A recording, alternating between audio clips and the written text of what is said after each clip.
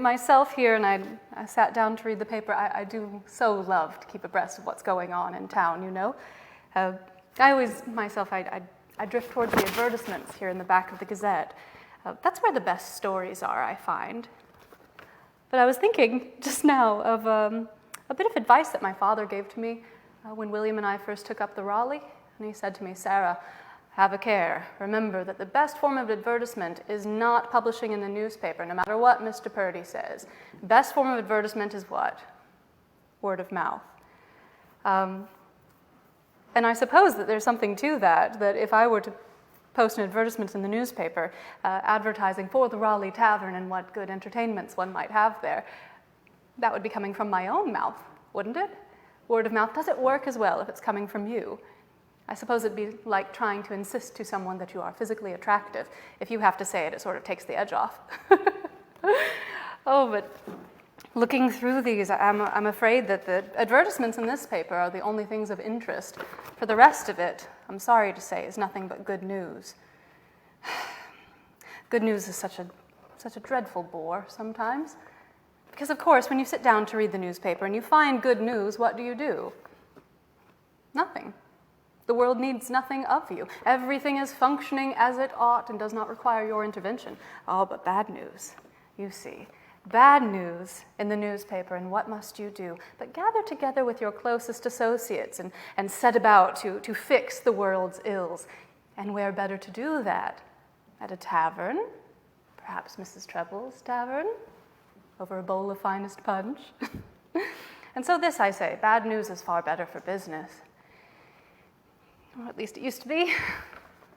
And the bad news was smaller somehow. But I find myself reading these front pages of Boston and New York and Philadelphia, and it's all the same, all still celebrating the repeal of the Stamp Act, on and on and on ad nauseum. But I think that perhaps sometimes when good news comes, worse news is to follow. The conversations I've been overhearing at the tavern, don't tell anyone I've been overhearing conversations, have made me think that bad news is on the horizon indeed, and I don't want any part of it, especially not when it's treason. But I don't like to talk about those things. I like to talk about pleasant things. Scandal, gossip, murder, you know, the usual. That all sounds fascinatingly interesting. You're very kind. But before we move on to lighter things, you seem distracted. Is all well in your tavern here currently? Which tavern is it that you manage? Oh, I'm sorry. My husband, William, and I, Mr. Trebell, we keep the Raleigh Tavern just a few doors down the way. I suppose, yes, I am a bit distracted. I'm a bit distracted and finding a bit of solace to take in some news, even good news. Gives me some comfort that maybe the hot-tempered patrons of my establishment will soon cool. But yes, we have kept the Raleigh now for almost 4 years. Almost 4 years, since May of '63. In fact, William had always been a merchant before we married, and we had conversations about perhaps we might keep a tavern someday. But I can recall one evening in spring in '63 when I was at home. He had come here to town, and when he returned, he looked very excitable. And he said, "Sarah, I bought you something."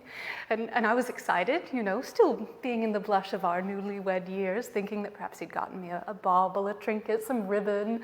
And he said, "Sarah, I have something for you. You'll never guess." And I waited and I said, "Oh, show it." And he said, he produces a sheaf of paper from his pocket and hands it out to me. He says, "Sarah, I've bought you a tavern." I would have rather had ribbon on that day. But here we are. It's been 3 years now, and I think I've got the hang of things as long as everyone else is behaving as they ought, you know. You had mentioned treason, though, earlier. Yes.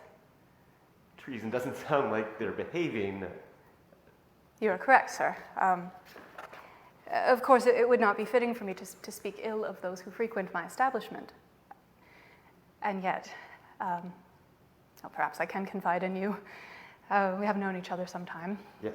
Well, as you know, the Raleigh is favored by many of the burgesses, either those who live far afield in Virginia and they wish to stay in our fine rooms, or they take great delight in the punch or syllabub that we have to offer after they've conducted their business of the day. And so that means that a good many important people will come to the tavern, and they will talk about important things, and they will talk about them importantly, sometimes in public rooms and sometimes in private. And I have found that over these past 3 years, the conversations have taken on quite a different tone. It was last year, a junior burgess's first day, sitting there in the chamber of the house, apparently took to the floor and spoke treason against His Majesty the King, something invoking Caesar and then Charles and then His Majesty himself, God save him, and that man, Mr. Patrick Henry. Have you met him? I have not met him, but I have heard of him. Yes, most people have. They've heard his rumblings from afar. You can hear him anywhere in town. I swear his voice will peel the paint off the walls. But Mr. Henry and some of his associates do like to come to my tavern, and they do like sometimes to have private rooms and sometimes public, where they will speak of these businesses of government and their opinions and how they would wish to fix the world's ills. And I'm afraid to say that I've heard Patrick Henry commit treason more than a dozen times in the course of a single evening, speaking of overthrowing the government and that His Majesty the King, God save him, is not His Majesty the King at all. It's horrible. And here's my difficulty, and this is what I was occupying so much of my thought, is that, you see, in keeping a tavern, you not being a tavern keeper, perhaps you do not know, in keeping a tavern, it is mandatory, it is required that in a public space, all of the prices that are set for goods, that are set by the government here, are publicly posted for all to see. This is to ensure that everybody's business is behaving above board, everything conducted just so. And thus, in our public dining room, in our bar room, in any of our public spaces, you shall see the self-same price list that you would see at Mrs. Vobe's or any other tavern in town. Now, if you were to visit my establishment and you were to not see this publicly posted list of prices, if I were perhaps not showing that everything was being conducted above board, if I were perhaps attempting to undercut those regulated prices, well, I'd be breaking the law.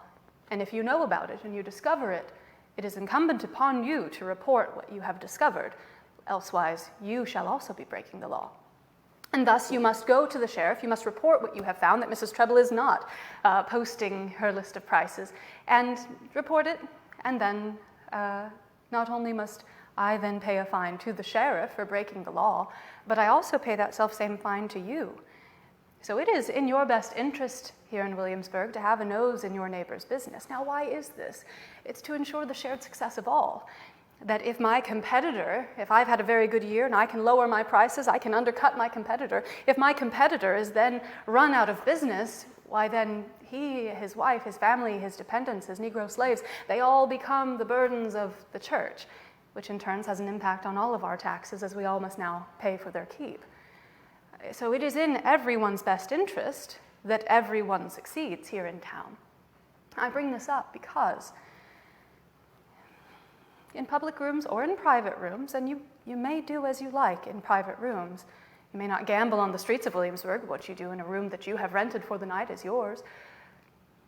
If you are in my tavern, if you are in a public room or a private room, and you are acting counter to the law, and I know of it, because I tell you this, my friends, even well-constructed walls have ears. If I know of it, and I say nothing, then I am complicit in the crime you are committing.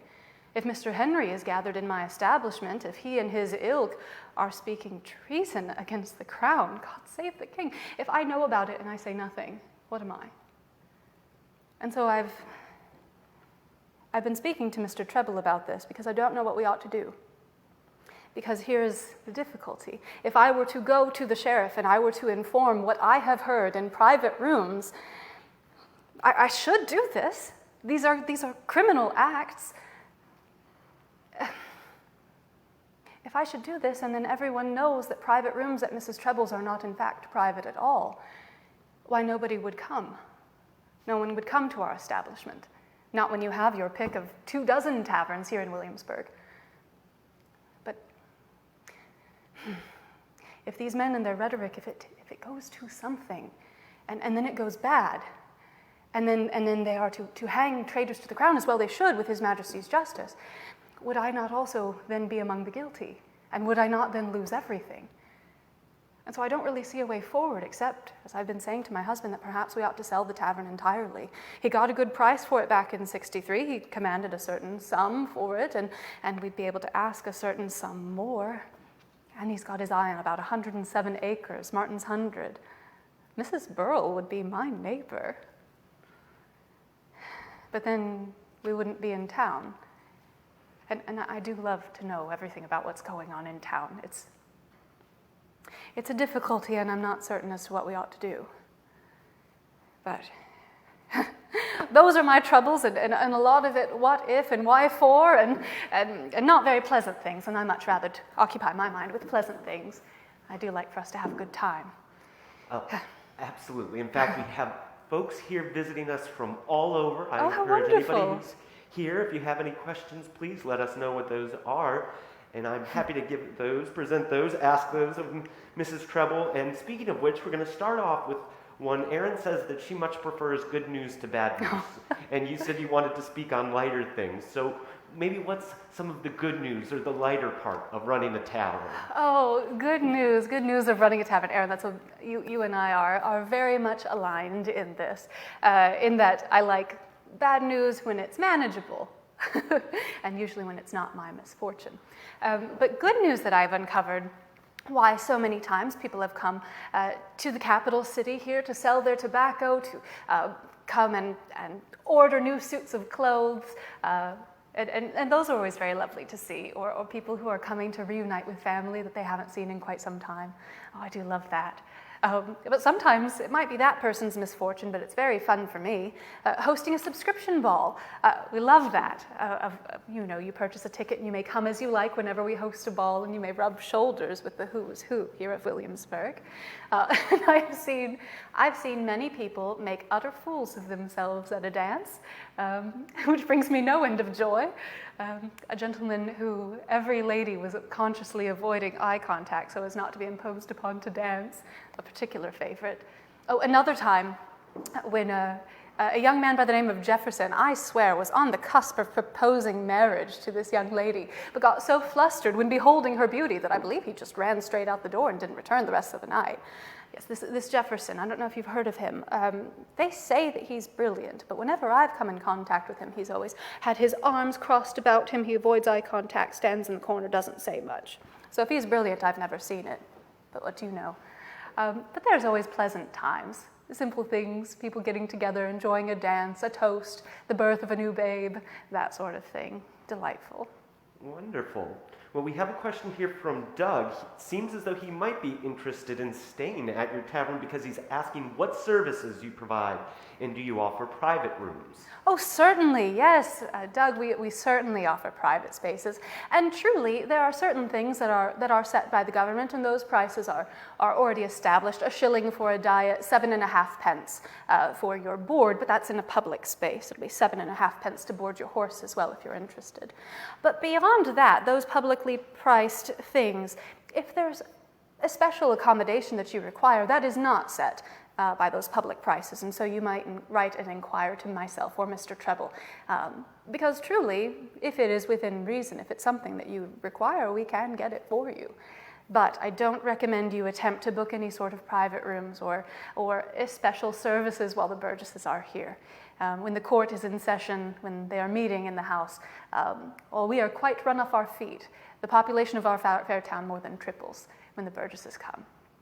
But beyond that, if there's a special dinner that you wish, something exotic, we'll rack our brains and see what can be got for you. But that's the measure of it, really. It's up to your imagination what you would require and what we can deliver. And if we can't, I'll send you across to Mrs. Vogue or to any of the other fine taverns in town. It's in all of our best interest that we all do well. And as long as you are coming to Williamsburg and you are staying with one of us, well, we're all quite pleased with that. That actually is wonderful. It leads me to a question that Abby asked. She said that keeping a tavern must have been a great responsibility, and she asked, what are a few of your favorites? So I'm not just your tavern, I'm certain that's what you would say, but are there others that you recommend here in the city? Oh, other taverns? Yes. Well, there's, of course, King's Arms, Mrs. Vogue running that place. There's the Weatherburns Tavern just across the way from ours. Don't ask me how I know, but it's in rock throwing distance to their front porch. Those I like. Really, there's many more.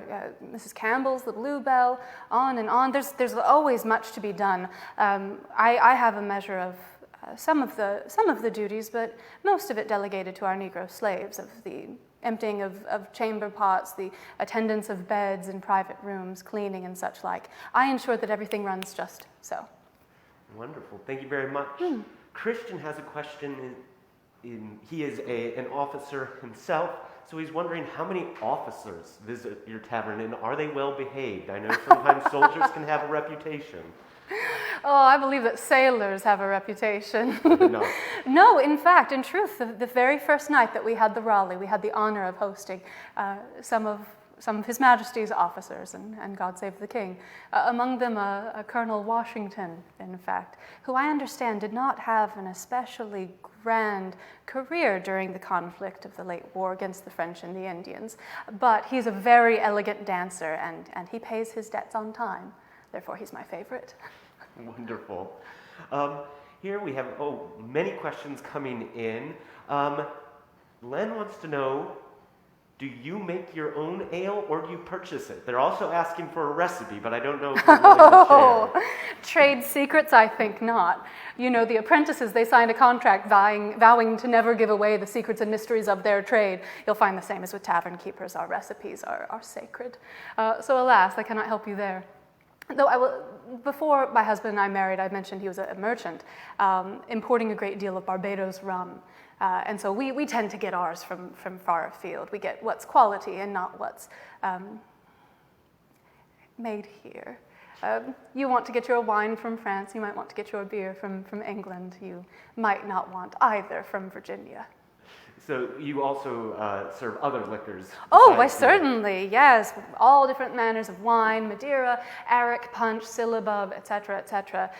If it's something that you can fathom out of a bowl, we likely can have it. Wonderful, thank you. Here's a question from Susie. She wants to know, can women rent your rooms? Oh, why certainly. Do you know, the only consideration that one might have is, have you a good enough reputation to extend credit, or have you ready money?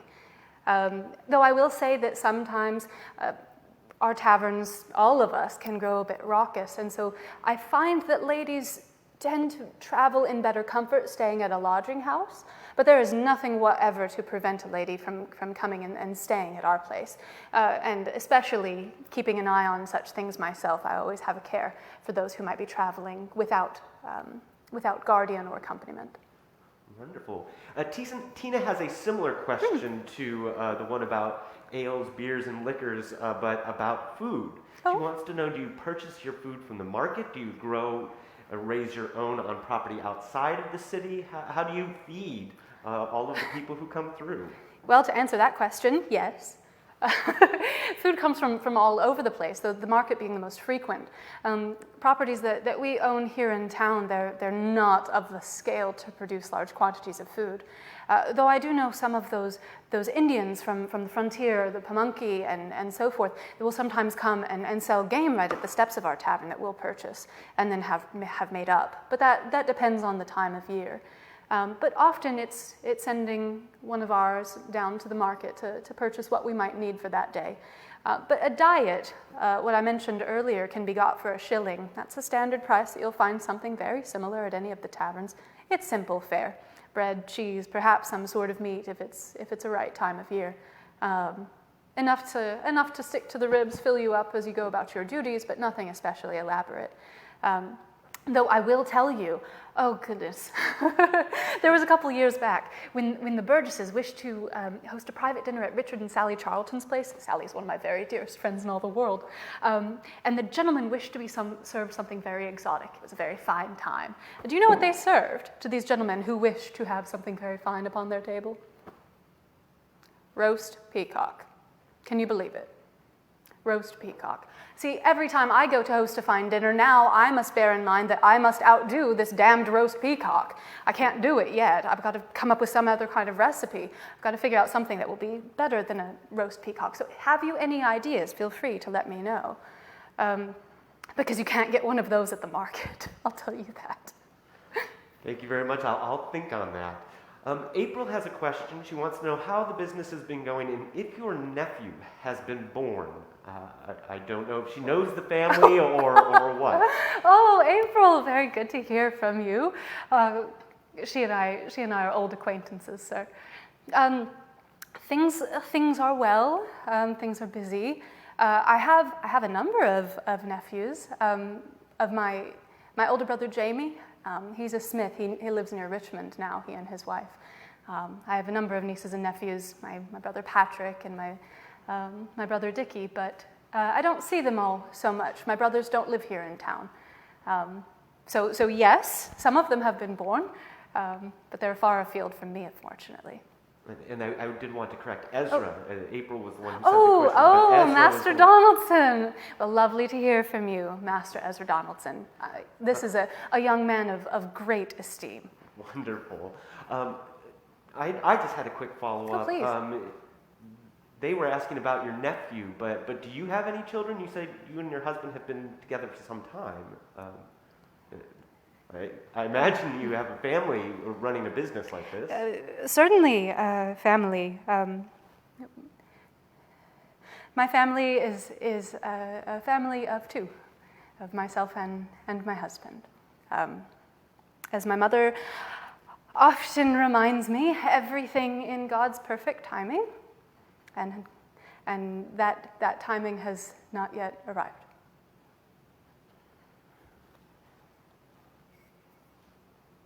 Sorry to hear that. Susie has a question that maybe then speaks to this. Do you have a large staff, and how many are enslaved versus indentured? A staff. We do not have any indentures under our care. The number of enslaved people we have to hand are, is it 19, 20? I don't know. Liddy's just been with child, and I don't know if the babe is well. Somewhere thereabouts. We sometimes will rent out some of our people to others who have need of them, especially in times when our doings are quieter. Around 20, whether they're on site or elsewhere. It depends on our season of labor. Thank you. Christian has a question about if you have secret recipes, what meal do you recommend? He's not asking for the recipe, he's just asking what you recommend, and he has also said that he has credit he can pay. Oh, well, then perhaps you come and meet me on my front porch and we'll have a more frank discussion. Recipes that I quite like. There's several. I do love a game pie if I can have it. Anything that has a nice crust to it.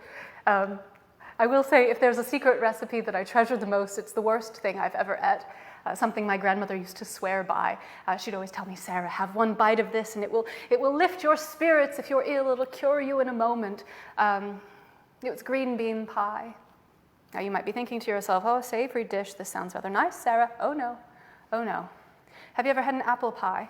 Or fruit pie, grape pie, something sweet, studded with spices, sticks to the ribs on a cold winter's night? Oh, wonderful. No, imagine you are smelling these very sweet smells and you lift a bite of pie to your lips, and instead of finding apples, you find the rather slimy texture of green beans. That is a secret recipe that I will take to my grave with pleasure so as to spare you from having to eat of it. Thank you very much. You're welcome. Deanna is asking, do you have to send a letter requesting a place to stay, or can folks just come right in? How is it done to get a room like that? It simply depends on the time of year. Again, as I say, if the Burgesses are here in session and we are quite run off our feet, you will be fortunate indeed to find a room in any such establishment, any tavern at all. But if it is one of the quieter times of year, you should be able to walk up, and it never hurts to knock on a door. Because that 7.5 pence that you pay for your room, I will say, if it's not a private space that you have coordinated with us, if it is a public space, you are not renting a room, you are renting some room. You may fit into the room as you please, perhaps in a bed, perhaps not. That's not my concern. What is of my concern is that you have a roof over your head, and the best of hospitality that I am able to allocate to everyone staying in my place at once. So best of luck to you should you come during public times. It's always better to write ahead. Thank you very much. We only have time for a few more questions. Certainly. Brenda's wondering, wants to know if your tavern offers any live entertainment. Oh, that depends. It depends on who is available. That perhaps we might have players or an itinerant musician come. Entertainments, their balls, sometimes scientific lectures, all sorts. It really just depends. We try, if we are having something very exciting to happen, we might post an advertisement in the newspaper, especially for things like auctions that are happening on the steps of the Raleigh. And that can be for anything, standing furniture, all sorts of goods, sometimes even slaves, all sold there for ready money or for good credit. So it really just depends on what kind of entertainment that is drawing you near.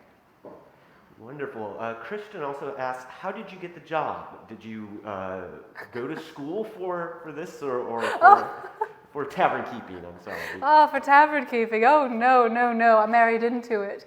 Well, I married someone who then dragged me into it, which is perhaps more apt. No, I have no need for schooling. I have found that perhaps one learns as one goes through life what one actually needs. Keeping a tavern, I can read reasonably well. I write letters. My family despairs of my spelling, but they can always understand what I'm saying, so there you are. But I have no need of Greek or Latin or anything like that. I can read, I can write, I can cipher. What I'm best at is playing hostess, ensuring that everyone has a very good time, and so sometimes my husband puts that to good use, and if there is somebody who owes us money, he sends me out because he says, Sarah, it's harder to say no to a pretty face. He's very dear, my William. That's wonderful. And speaking, I'm glad you can read. I was having some trouble there. That last one was from CQ. Oh. I needed to organize my own letters. Oh, no, it's quite all right. It's quite all right. We have, I think, time for just two more. This one is from Chris of Williamsburg. He asks, how do people pay for their stay or their food or other services? Is it cash or credit or tobacco or out-of-colony money? Oh, well, again, as earlier, yes. We'll take it all as long as it's good, as long as you actually have good credit, as long as you can pay. Ideally in ready money, but hardly anybody carries ready money about. I can't recall the last time I went to purchase something with ready money. Can you? Does anybody carry actually hard money in hand? No. It's almost all credits, it's almost all tobacco notes. But we're able to get what we need, and that's ultimately what matters. Well, thank you very much. This is our last question, and it's about future. You mentioned earlier on that this good news is usually followed by bad news. Is that your fear? And what is your hope for not just your business, but your own future, your family's future? What do you hope for posterity? A lighthearted question, to be sure.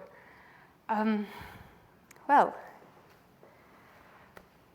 yes, on the heels of this repealing of the Stamp Act, all of these different news, Boston, Philadelphia, New York, here in Virginia, all of us celebrating such, I do fear that with this good news ebbing away, people grow rather bored with good news and they will look for worse. And I'm already hearing it. I'm already hearing it under my very own roof, of people speaking about, well, we cannot trust the crown, we cannot trust that this is done in good faith. That is baffling to me. Because, do not mistake me, the Stamp Act was something that we as business owners, we were going to feel the pinch of perhaps a bit more keenly even than most, because all of the business we were to conduct was to be on stamped paper. But the Stamp Act was put forth by people who are in their position in His Majesty's Parliament, in His Majesty's government. They are put there by God, are they not? And so who am I here in Virginia to say that they do not know what they are about? And all of these taxes that people are wailing about, at any rate, my understanding, as William tells it to me, these are all to repay the debts that were incurred in the fighting for us here against the French and the Indians. This was blood spilled for us. But to hear these men say it, that this is a debt that they need not pay back to our mother country, that we have already paid the debt and we have paid it in blood. Well, I'm a businesswoman, and I am telling you that if anybody comes to me to settle a line of credit and they attempt to hand me a fistful of blood, that's not going to do it. And so, this Stamp Act, these different measures of taxation to just recoup the monies already spent for our safety and surety. We didn't like it. We didn't like the terms. There was an awful mob in front of Richard and Sally's place. They attempted to something. I don't know. Poor George Mercer. That's all I have to say. But ultimately, they went through proper channels to repeal this thing, and the thing was repealed. And so I don't understand why everyone seems to be braced for something worse to come. Because I think that we can have faith that the world ultimately is functioning as it ought, that people are behaving as they should, and that we can go back to these small misfortunes, runaway slaves, lost horses. We can go back to these things, and we can be small, as we're meant to be, in this empire. I can only speak for myself, of course, but I think there's a great comfort in being small. Everything, all of these concerns, all of these ideas, they're so much bigger than myself. And so all I need focus on is, are we having a nice time? I can be a good hostess. I can be a good sister. I can be a good aunt. I can be a good daughter to my mother, a wife to my husband. And that's what I want. I don't want more than what I have. I have a loving family. I have friends. I have my husband. And maybe someday. But until then, we don't need anything but what we have. Because what we have is rather nice, I think. But, oh my goodness. James Hamilton just has listed in the paper that he intends to leave the colony for Great Britain. Do you know, he is in debt to the tune of about £4 6 shillings. So, I must be off. I must go find him and do what I can to get this money for him. I'm terribly sorry to have to go. But good day to you, Mr. Ziarko. Good day. All programs are made possible through the support of our donors. This program has been made possible by a generous grant from Ferguson Enterprises.